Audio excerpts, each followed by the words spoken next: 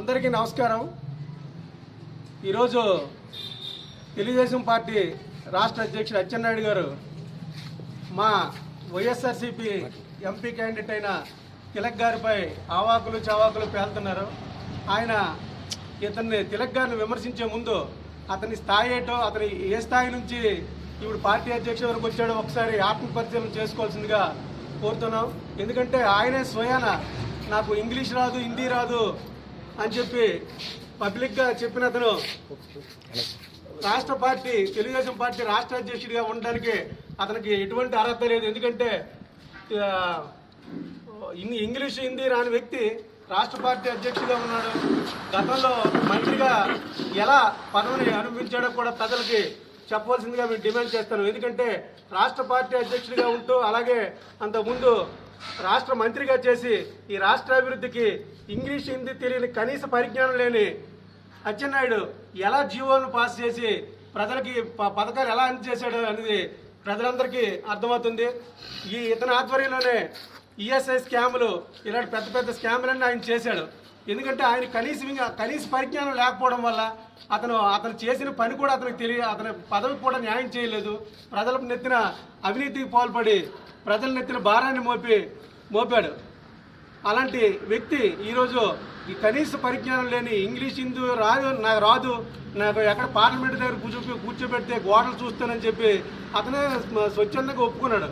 అలాంటి వ్యక్తి ఈరోజు పార్టీ అధ్యక్షునిగా ఎలా పనిచేస్తాడో ఆ పార్టీ అధ్యక్షుడు చంద్రబాబు నాయుడే అతని వ్యక్తిత్వాన్ని గుర్తించాల్సిందిగా మేము కోరుతున్నాం। రామ్మోహన్ నాయుడు 10 సంవత్సరాలకి ఇప్పుడు ఎంపీగా ఉన్నాడు। అతనికి అన్ని భాషలు వచ్చని చెప్తున్నారు। అసలు జిల్లాకు ఆయన ఏం చేశాడనేది ఒకసారి ఆయనే స్వచ్ఛందంగా ప్రజల ముందుకు వచ్చి చెప్పాలి। ఎందుకంటే 10 సంవత్సరాల్లో అతనికి 50 కోట్లు కేంద్ర ప్రభుత్వం గ్రాంట్ ఇస్తే కనీసం అది ఖర్చు చేసుకోలేని అసమర్థుడు ఆయనతో మా తిలక్ గారికి పోటీ ఏంటి? తిలక్ గారు గ్రామీణ స్థాయి నుంచి పంచాయతీ బోర్డు ప్రెసిడెంట్ నుంచి ఈరోజు ఎంపీ క్యాండిడేట్ వరకు జగన్మోహన్ రెడ్డి గారు అతని నైపుణ్యాన్ని, అతని ప్రజల్లో కలివిడితనాన్ని గుర్తించి ప్రజల్లో అతని సర్వీసును గుర్తించి ఒకసారి ఎమ్మెల్యే క్యాండిడేట్గా అలాగే జిల్లా పరిషత్ అవకాశం కల్పించారు। అలాగే ఈ కళింగ్ కార్పొరేషన్ చైర్మన్గా గుర్తించి అతని సర్వీసులను గుర్తించి ఈరోజు ఎంపీ క్యాండిడేట్గా అతనికి ఇచ్చారు। ఆయన ఎట్టి పరిస్థితుల్లో ఈసారి రామ్మోహన్ నాయుడు ఓడిపోవడం ఖాయము। ఎందుకంటే ప్రజల్లో తిలక్ గారికి అత్యంత ఆదరణ లభిస్తుండటంతో ఆ ఆదరణ చూసి వారలేక అతనిపై అవాకులు చవాకులు పేలుతున్నారు। ఎట్టి పరిస్థితుల్లో మీరు మట్టి కరవడం ఖాయం। మీరేంటి ఈ దేశానికి మీరేంటి స్వాతంత్రం తెచ్చారేంటే? ఇన్ని సంవత్సరాలు 40 సంవత్సరాలు రాజకీయం చేశారు। ఈ నియోజకవర్గంకి ఏమైనా అభివృద్ధి చేశారా? ఏదైనా ఒక మంచి కార్యక్రమం చేశామని చెప్పండి। మీరు ఏదో దేశానికి స్వాతంత్రం తెచ్చినట్టు రామ్మోహన్ నాయుడే ఈ దేశంలో అందరికీ తెలిసినోడని చెప్తున్నారు। ఇంతకుముందు ఈ శ్రీకాకుళం జిల్లాలో పనిచేసిన ఎంపీలంతా దేశ స్థాయిలోనూ పెద్ద నాయకులుగా గుర్తింపు పొందారు।